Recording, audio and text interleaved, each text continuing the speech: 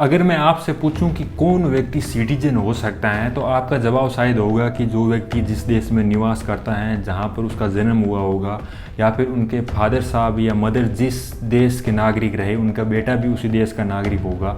लेकिन अरिस्टोटल के आइडियाज़ बहुत ही ज़्यादा डिफरेंट है। इन्होंने कहा है कि किसी स्थान पर निवास करने से कोई नागरिक नहीं हो जाता है, क्योंकि वहाँ पर स्लेव भी हो सकते हैं और फॉरेनर भी हो सकते हैं, और जन्म से भी कोई नागरिक नहीं हो सकता है। और ना ही अगर आपके पेरेंट्स किसी देश के नागरिक हैं तो उससे आप नागरिक हो जाते हो। इसके साथ साथ में अगर आपके पास में लीगल राइट हैं तो भी आप ज़रूरी नहीं है कि नागरिक हो सकते हो, क्योंकि वो तो एग्रीमेंट से फॉरेन अगर एग्रीमेंट है एक दूसरे देश के बीच में तो वो तो वैसे भी मिल जाएंगे।